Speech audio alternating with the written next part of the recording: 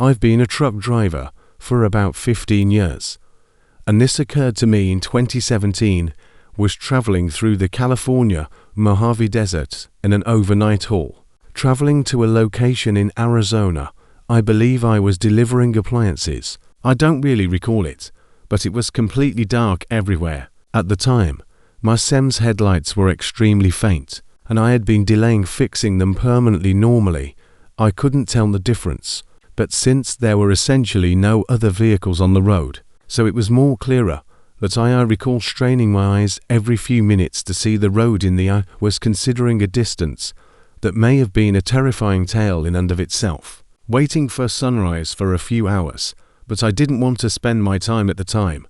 I was in dire need of the money, so I continued driving notwithstanding it wasn't completely secure. Given that it was essentially a straight line, I assumed it would be alright. I believe I noticed anything an hour or so before sunrise. Fearing that I would collide with an animal, I crashed into the brakes as my truck skidded to a halt, and I saw a car in front of me. The peculiar thing about its dangers was that it was right in the center of the even stranger was the fact that the road was actually on the double yellow. My truck stopped perhaps a foot before the passenger door opened. I don't mean to brag, but I'm a pretty fearless man, and I am aware of my way around a pub altercation as a result of this. When I saw the car, I wasn't particularly afraid.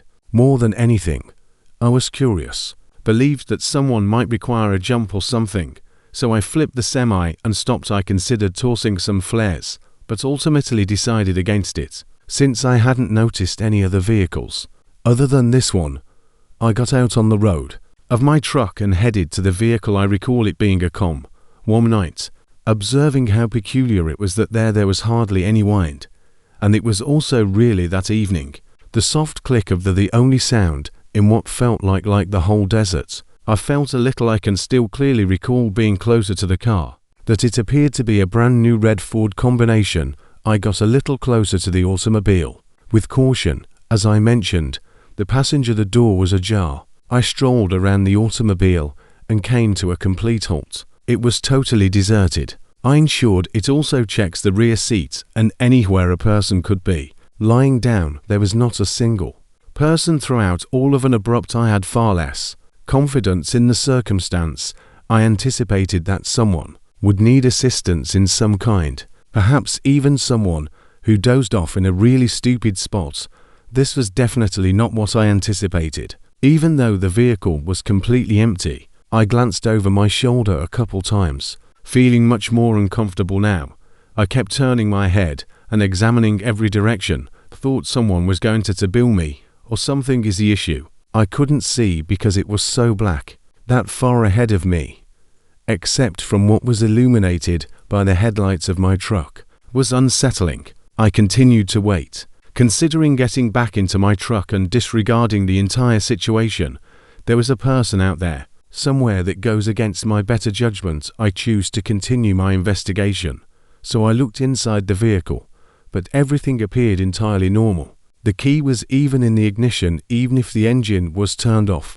I exited the vehicle once more and moved to the trunk, perhaps as well have a look. I assumed that I went to open it, but it remained locked. I removed the ignition key and unlocked the trunk despite that the object was stuck and wouldn't move. I opened the back door and attempted to reach the trunk. To my surprise, it came through the back seat. When it opened, there were 3 squished trash bags back there in addition to the rope used to secure the trunk closed. Recall taking one last look at my shoulder prior to grabbing them.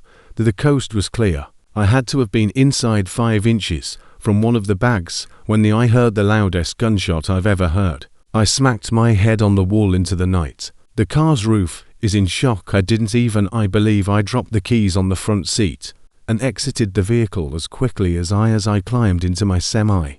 I heard a grumpy voice shouting and he said, "Hey," a bunch of times, and his voice appeared to be rapidly getting closer. I hurried into the semi and switched it on. I put it in gear as quickly as I could recall.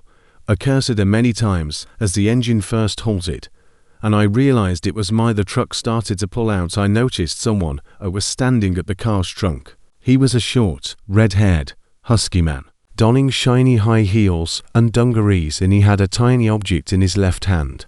However, the shovel in his right was an ancient Willockties while searching for a hunting rifle. My truck started driving after a little while. He didn't move past him. I recall him. He didn't appear insane or anything. This anxious expression on his face as he dropped his shovel as he passed him, and he began to wave his hands and shouted wait a few occasions. But I wasn't staying another moment later. As I drove away, I observed him running in the rearview mirror after my truck for a short while before running back to his car. It was evident he begged me to quit, but I had no intention of doing it. I pushed the semi a lot by stepping on it, quicker than I ought to have. I took a car for about 5 minutes and began to believe I was in the clear. But then I noticed headlights rapidly approaching from behind me. I recall being more afraid than I've never experienced in my life. I referred to the police and informed them of what had occurred to the best I can. That's when the automobile was practically right behind me, began honking wildly at me. I had no idea what to do, so I simply continued to pray to God while driving. Wouldn't attempt to ram me after 15. He cut in front of me after a few minutes and used his brakes, causing me to slow down. I was going to run into him, when at last there were some flashing police lights appeared in front of the Ford, which turned off to the right and drove quickly into the desert, vanishing from view.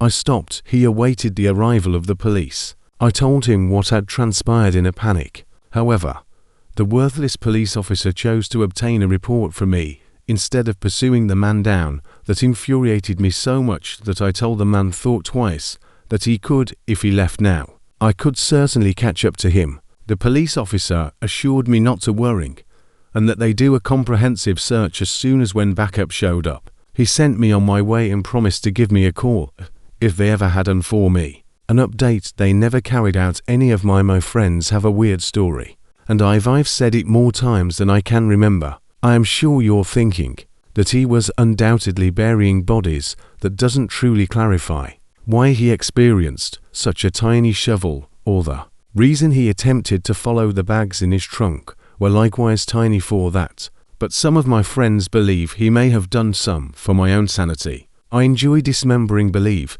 he was burying someone else type of animal that might introduce a sick dog from its suffering, or some hazardous snakes. In any case, I truly have no notion. I've never felt completely at ease traveling late at night through deserts following this encounter. You've undoubtedly seen some of the more contemporary internet vids where truckers will record their everyday activities and give advice to one another. Or perhaps you haven't. But since I'm younger side in this field, each time I open YouTube Shorts or TikTok or all, I won't go into it. But I had to leave a fairly prestigious university for a few private reasons, and everyone tells me that I could have been more than a truck driver. It's really not that gig, but I've been making delivery for more than 2 years. Clearly, the soul demanding aspect of the long hours at work are something you can never accurately assess how the seclusion will impact you without you feeling it firsthand. My sole recommendation would be to make peace with whatever devils that may exist hiding in your subconscious due to they will undoubtedly gnaw away at your brain, and that's what happened to the lonely hours. Me. Nevertheless, I experienced this for 3 months. Following my employment by my first business was essentially brand new to this trade. As much as possible was behind the wheel. From Lafayette to southern New Jersey, Indiana is a 12-hour drive. May not seem all that weird, but consider the fact that I recently finished an 8-hour drive, and that ought to putting things into perspective. I desired to obtain deliveries made as soon as possible. I decided to drive through the night instead. I would get in Lafayette shortly before 300 and the there. Everything was going well. There were hardly any other vehicles on the route, so I might force them to send me halfway through, a little quicker than usual during the drive. I recall arriving down at the console in the middle to down a Red Bull, but naturally there weren't any. Had neglected to fill up my truck after finishing my prior delivery. Following, I gave my dashboard a few slaps, sighed in annoyance, Realizing that I would have to pause when there was nothing I detested more than having to stop throughout my drives. I may be different in this, but I constantly become significantly more exhausted when my car is immobile. Even though I'm just paused for almost 20 seconds following looking up at the navigation, I deduced I was forced to either go to sleep on the road or pull over to grab an energy drink in my mind. Their choices were rather much like that. I hesitantly pulled. I noticed that I had entered the first service stop. I had absolutely no idea where I was. It's too late. Someplace in Ohio. I came to the conclusion that this wasn't a service stop. It appeared to be an abandoned petrol station and a converted convenience shop.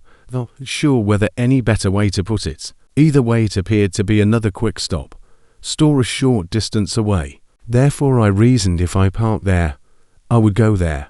Half and headed over to the first convenience store. To be honest, I had two expectations. Either the location would be open, or alternatively you may lock the door. Imagine how shocked I was when the door opened into a completely dark store. I gazed around in the hopes of striking it fortunate, and a drink would be available there or left a snack behind.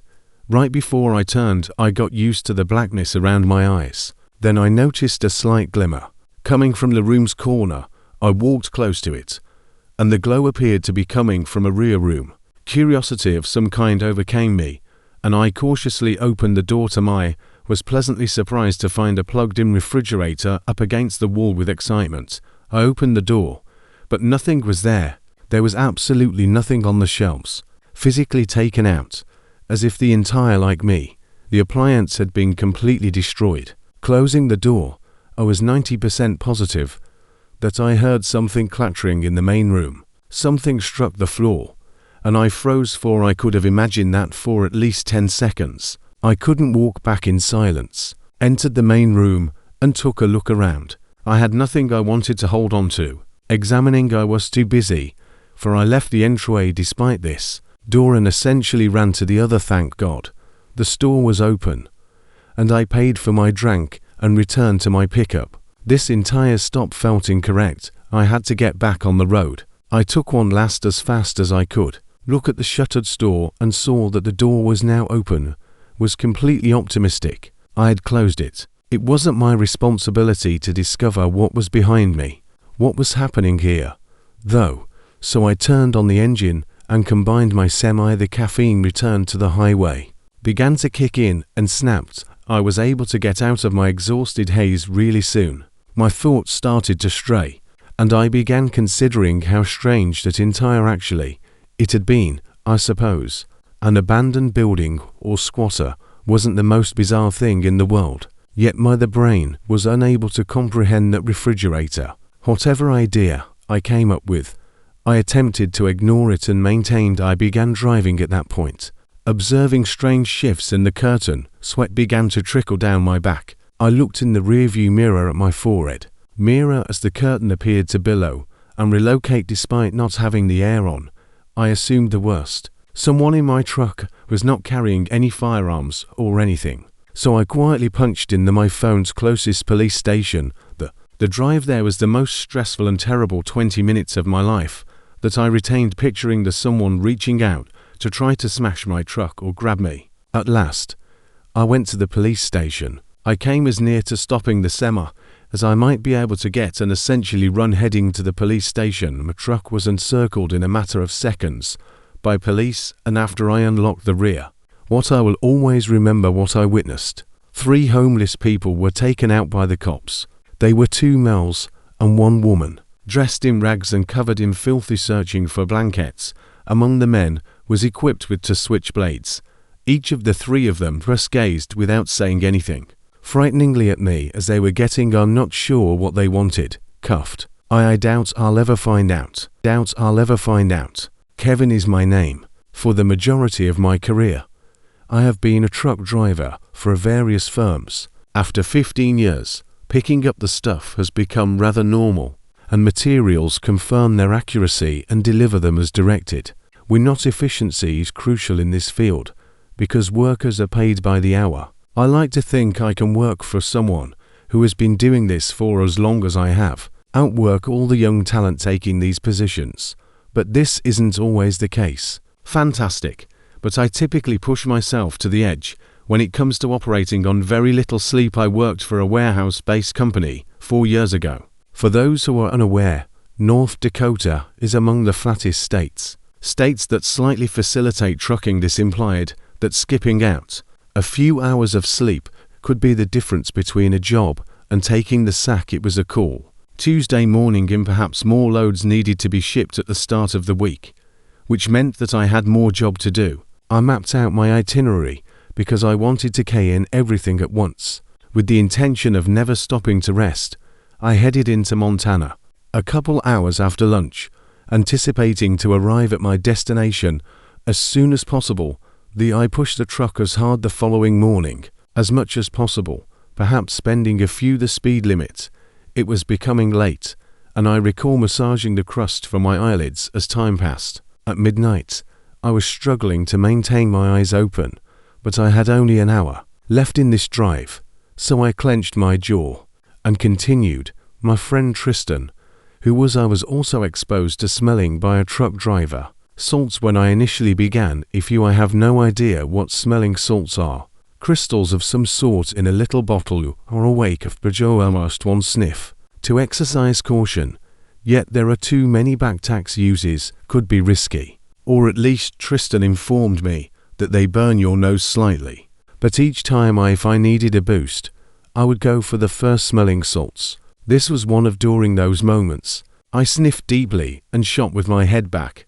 My instincts took control, felt the rush of adrenaline coursing through my body, and I hoped the sensation would endure.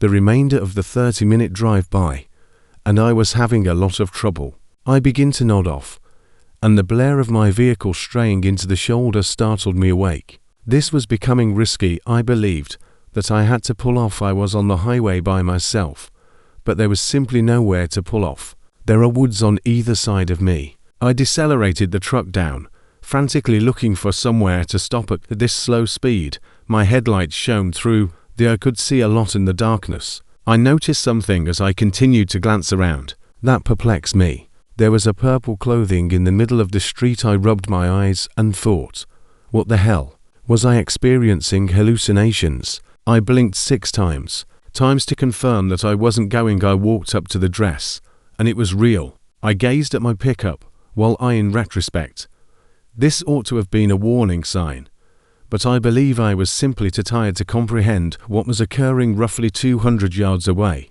After passing a pair of shoes, I was beginning to panic. What the hell was? I continued to walk past the shoes while praying to God there would be a location to pull off before long.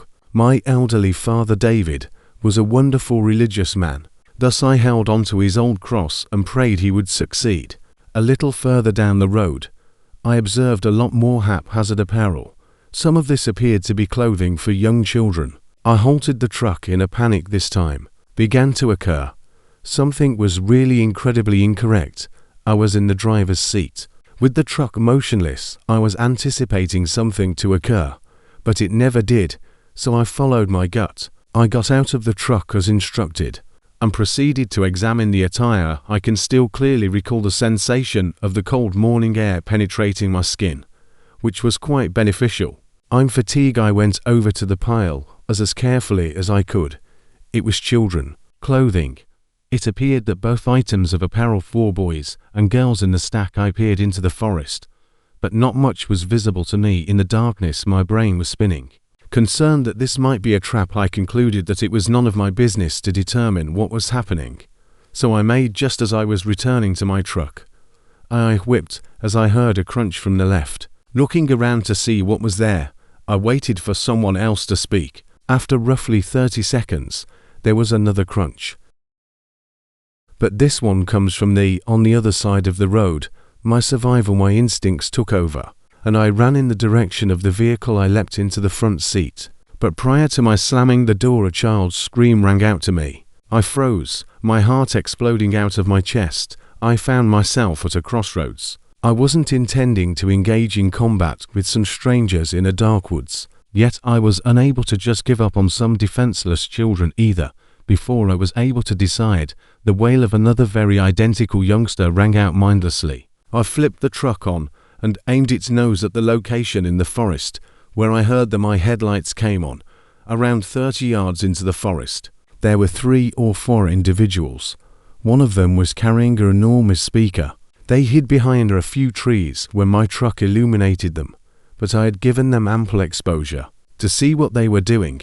They hid from the light before I could actually identify any distinguishing characteristics. Yet I swear on the grave of my old man David, they were attempting to entice by holding up a speaker. I went into the woods with a pretend child. Yelling, I just sat there in shock. Those people were gazing at the trees, have simply concealed themselves beneath. I grabbed my phone to make a police call. However, prior to when I was done calling, I heard a thump from the truck's body that someone had tossed something from the other direction. I was finished. I looked back at the road and put my foot on the accelerator. I could see someone on the he yelled across the street, something I was previously unable to comprehend, hurling something towards the truck that broke the glass on my passenger side window. I drove silently for the last hour. I was too terrified to comprehend what had just occurred, but there was no manner in hell. I was taking a nap in those forests after completing my delivery. I knocked out. I must have slept for 10 hours in a row.